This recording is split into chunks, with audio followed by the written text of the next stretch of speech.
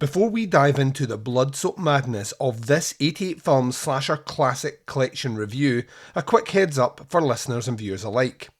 These episodes come straight from the podcast Under the Stairs archives, recorded before the launch of the YouTube channel and long before video podcasts became part of the show.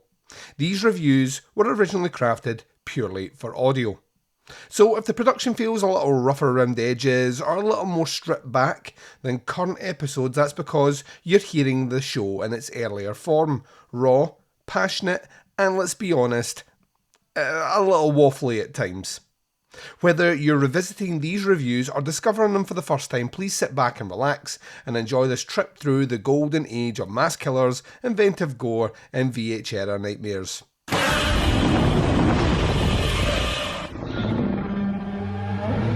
This podcast is not safe for work and will feature movie spoilers. It will feature scenes described of a graphic nature. It will contain language which most listeners may find offensive. Welcome to the podcast Under the Stairs.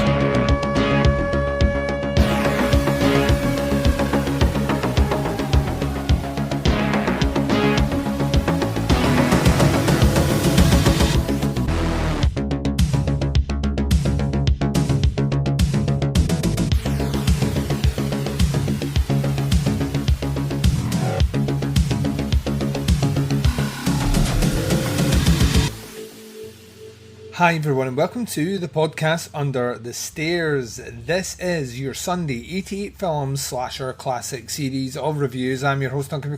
Welcome to the show. Up on this episode we're looking at disc number 32 in the collection. This is Slaughterhouse Rock. Yeah, a little apparently underseen slasher. I didn't even know it existed, but I have watched it and will be reviewing it for you, ladies and gents, after the first break. Before we get to that, as always, let's recap where we are, closing out another week of Podcast Under the Stairs content. This week was crammed and rammed with podcast content. Kicked off all the way back on Monday with 2001 in our summer series, our Teapot summer series. It keeps giving us the goods and causing immense frustration to the hosts. On Thursday, we did a bonus review of Sukiyaki Western Django. It was a screener that I got in. It's just recently been released on Blu-ray in the States, but is region unlocked, so anyone can get their hands on that. And then into Friday, you got another screener review. This one for The Pale Door. This one available this coming Friday on VOD, limited run in theatres, etc., etc. On Saturday, it was the listener choice, and we looked at Scare Package, which is exclusively available on Shudder, and then obviously today, rounding out the week with a little bit of the Slasher Classic series for all y'all peeps out there. Okie dokie, let's get into this, shall we? Shall we do that? You know the drill for this one. We take a very short break. We play promos for shows that you love and I love. We play the trailer for the movie Slaughterhouse Rock, and when we return, we'll be discussing that movie right after this. Want to learn more about horror directors? With a lighthearted look at 3 of their movies? Meet fearless podcaster Gore Blimey. I've been unsettled by bats in the past and startled by parrots, and I've even been known to jump at the odd cockatoo. Discover horror films that are classics, and others too. There's a topless aerobics massacre, an exploding rock singer, cannibals, nude martial arts, a deep-fried prostitute. But it's not all silliness. You'll get proper movie breakdowns, opinion, and background information too. Yep, in the 80s and 90s, Jeff Stryker was huge in gay porn. In every sense. So if you're a horror film fan, come and check out the Trilogy of Terror podcast at strangeanddeadly.com, or find it on Apple Podcasts, Stitcher, or on your podcatcher. One of those people that has a certain charisma and a certain style, and I'm just hoping one day he'll rub off on me. The Trilogy of Terror podcast, where we try 3 times harder to give you the willies. This theory holds that images are really biologically generated manifestations of the subconscious that surround our conscious self.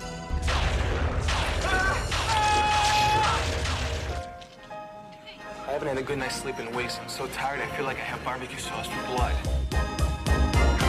Maybe this is just a phase you're going through. Are you worried about about anything in particular? Only being locked in a padded cell the rest of my natural life. You're not crazy, so there's got to be a logical explanation for all this. Have you ever had dreams like these? Hell no.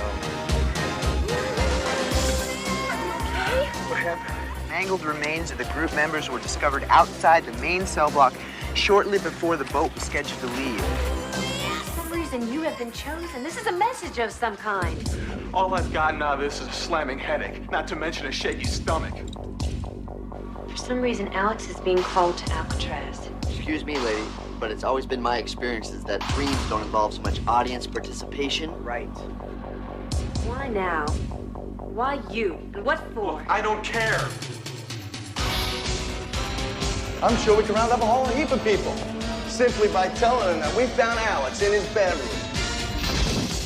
Alex, things like this don't happen by accident. Oh, Alex, I got a big mess on my hands. That monster that I let loose is indestructible. All those souls are the source of his power, and the only way to destroy him is to set us all free. Go for Alex. Richard!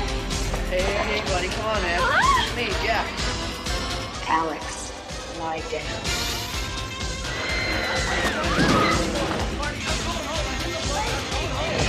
This thing which overtook him is pure evil. What are you gonna do, kill me? He's coming, run! I never should have brought you here. It's my fault. It's my fault. Oh, it's very important that I come here. His head starts spinning around. I'm out of here. Compels you. Power of Christ compels you.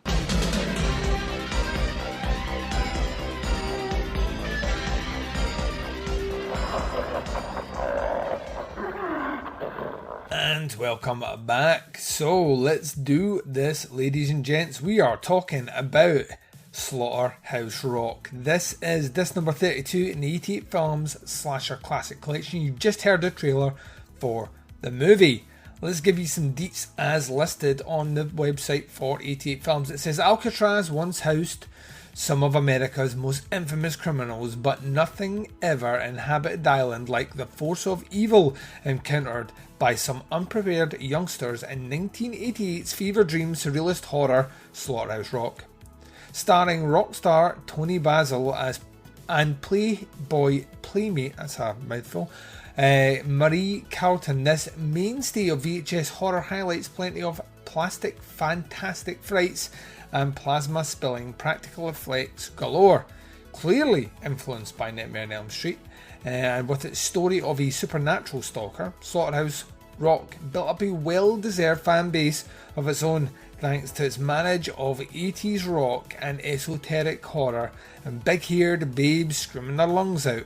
Finally gaining a HD bow from 88 Films, Slaughterhouse Rock is a terrifying trip into slasher movie history and a thrill ride of crazed and lurid imageries that no self-respecting Fear fan can afford to miss.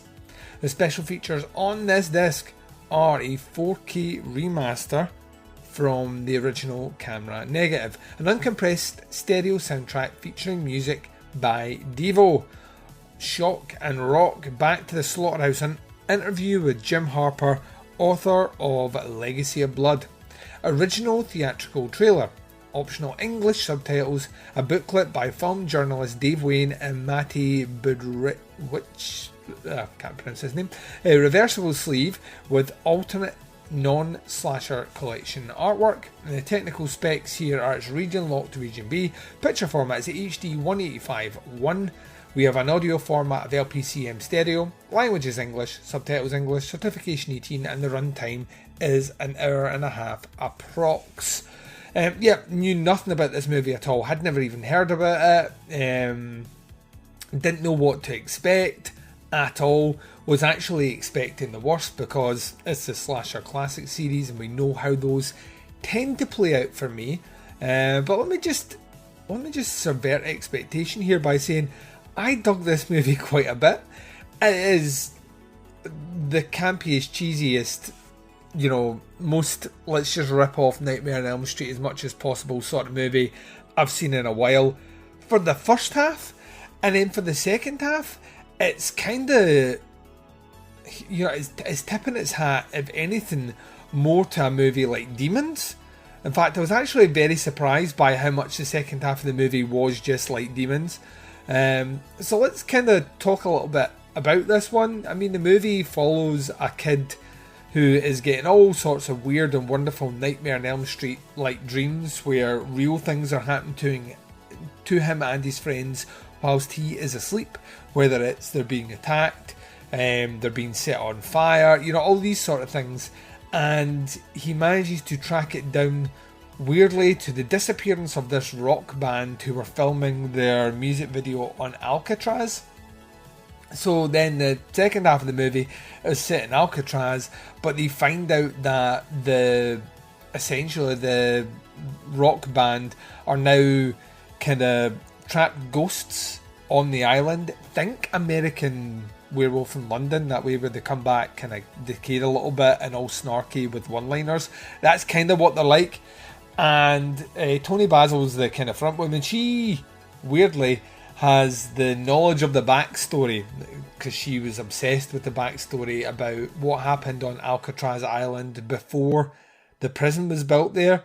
And it's all to do with this kind of occultist magician who was playing around with forces he knew not to do, but he has anyway, and it involves sacrificing a lot of Native Americans on the island, and their vengeance sought upon him to kind of burn him alive. I think once again Nightmare on Elm Street, and him coming back from beyond the grave to take his revenge.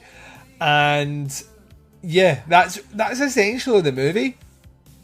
The movie's, I mean, the script is awful, the acting is wooden as fuck, but the practical effects are actually surprisingly well done in this movie. And at an hour and a half, it really just gets into it. You're not long at this movie before this kid is having the most fucked up, weird sort of, you know, dreams that take on a mind of their own and a bit of a life of their own, actually. And then it does that until that part of the story is no longer interesting, and then it's savvy enough to say, let's set this in Alcatraz now. And then the second half of this movie is Demons. It's all these kind of weird creatures that have kind of a combination of almost Universal Monster-esque creatures meets, you know, the fantastic makeup from a movie like Demons, and it kind of powers on full blast from there. And it does that until that no longer becomes interesting, and then it's savvy enough to finish. Which, I mean, is to its credit, there really isn't much downtime in this movie, and there really isn't much to get bored by. And that's its credit, because I didn't like any character in this, maybe out with the kind of the lead rock singer, played by Toni Basil, is by far the highest interest and likeable character in this entire run of characters in this movie. But it knows to kill off all the really annoying characters quite viciously, and I like that. The soundtrack is a ton of fun. The Devo stuff works really, really well. It's, you know, hair metal wind machine-tastic and quirky and fun, and that's about it. I'm struggling to really articulate kind of how the movie makes me. I'm every fibre of my being wants to call it down for what it is, which is a complete rip-off of two movies that are infinitely better than this. But the fact that they managed to marry those two movies in together in this one, while still making it entertaining and still deliver the violence on screen that it does, is a testament to how not shitty the movie is, if that makes sense. I don't know if it does. I'm kind of stumbling here. This movie should be an absolute fucking train wreck, but somehow it came out being a big ball of entertaining fun, one that I surprisingly had a lot of time for. The 4K restoration is pretty fucking boss. Watching it, I just kind of got absorbed into it. It doesn't feel cheap. It feels like there's a bit of money flung in here, which I think is pretty cool. I think this might be one of these ones that, you know, was done with a bit more of a studio flair. I think Sony Pictures might have been behind this one. I may be wrong on that, but I know there is some cash here to play around with, and as a result it's used in the right places. The kind of creature effects in the second half of the movie are brilliant, and the practical effects overall surprisingly good. We do descend into a bit of kind of wishy-washy Nightmare on Elm Street CGI stuff, which doesn't look all that great, and the restoration makes it look a bit cheesier than it probably was at the time, and time is a cruel mistress with those sort of things. That being said though, everything else kind of holds together, and it's just weirdly entertaining. I wanted to hate this one, I really did, but as soon as I saw the writing on the wall of where this was going, I was like, oh no, you're just ripping off movies and you're going to make me go through a tedious journey into inevitability for stuff that I know. But it subverted a lot of expectations by continually doing something a little bit quirky, whilst also clearly wearing its influence, blatantly tattooed on its forehead. And all those things kind of made it fun. And like I've said before, I will forgive quite a lot in this slasher series as long as you make the movie entertaining for me. And this one duly did that, and then some on top of it.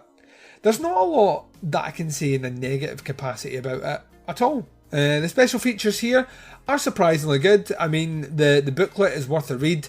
There's really only an interview with Jim Harper, who is the author of Legacy of Blood, which is kind of cool as well. It's not the longest interview in the world, but it illuminates some things. But the booklet's kind of cool, and that's about it. It's light on special features overall, which I kind of feel like a movie from 88, there should be plenty of people left out there to get in touch with, and maybe that is the case, maybe it's not, who knows. But yeah, overall, ton of fun. Not the best in the series by any stretch of the imagination, but a whole hell of a lot better than a lot of movies that I've reviewed recently. When it comes to the grade for this one, 4 out of 5. I really liked it. It has some blatant flaws, it has some huge issues, mega plot holes and all the rest, but for an hour and a half I got to switch my brain off and kind of just had a ball with it, which, like I say, if you can do that, I will follow you quite far, movie. So yeah, 4 out of 5. Who would have thunked it? Right, we're going to close out the show. I'm going to take a short break. I'm going to be right back right after this. And you've been listening to the podcast Under the Stairs. This has been your Sunday 88 film slasher classic series, looking at disc number 32, Slaughterhouse Rock. In 3 weeks' time, we will continue this series onwards and upwards, or maybe downwards, we never know, with disc number 33, which is Sweet 16, another title I'm unfamiliar with. According to the website, it says the year of 1983 was a fine time to be a slasher fan, with the genre creeping out classics from Sleepaway Camp through to House on Sorority Row. And for those who embrace that golden age, few knife play flicks are as beloved as Sweet 16, with a top-notch cast that includes Susan Strasberg of The Trip, Bob Hoskins of The Wild Bunch, and Scream Queen sensation Dana Kimball of Friday the 13th 3D. This tale of childhood trauma crafts a compelling whodunit mystery around some small-time disappearances and a stack of dead bodies. Is the perpetrator male or female? And just what is going on with the boy beating Melissa? A mysterious and alluring presence who turns a tiny Texas community upside down with her sudden appearance. A tightly directed terror title, Sweet 16 is a perfect addition to the 88 Films library and a slasher classic that will still spawn a few bad dreams.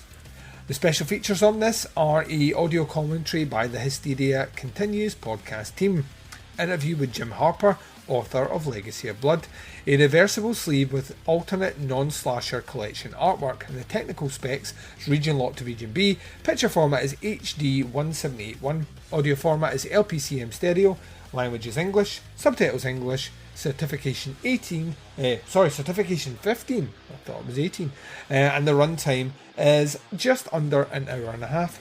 So that's what we'll be doing, ladies and gents, in just a few weeks' time, 3 weeks to be precise. There's a multitude of ways to check out podcasts Under the Stairs. Wherever you're listening to me right now, hit subscribe on that, and that way you never miss anything that we put out. Whilst you are at it, why not subscribe to the Teapots Collective, and that way you get all the stuff that we put out over there as well. Visit our website, it's teapotscast.com, You can support the show by buying merch from teapotscast.bigcartel.com. Visit us on Facebook, facebook.com/groups/teapotscast, and the Teapots Collective Facebook page is facebook.com/teapotscast. Reach out and interact with myself and the Baz on the twin prongs of social media sexiness, Instagram and Twitter. Both can be followed at TeapotsCast. You can check us out on the Flick Chat app. Flick Chat app is downloadable and free on iOS and Android. Our join code is TeapotsCast. The podcast Under the Stairs will return to you tomorrow with the next instalment of our Teapots Summer Top 10 series, looking at the decade known as the 2000s. Up on the docket next week will be 2002. Another 3 podcast hosts joining me for another 10 movies discussion, and only 2 can go forward to the final round table. Join me tomorrow to find out what 2 movies are selected. And until then, whatever the time zone is and whatever you're up to in this big bad world of ours, please take care of yourselves out there. This is Duncan McLeish broadcasting live from Under the Stairs, and I am signing off.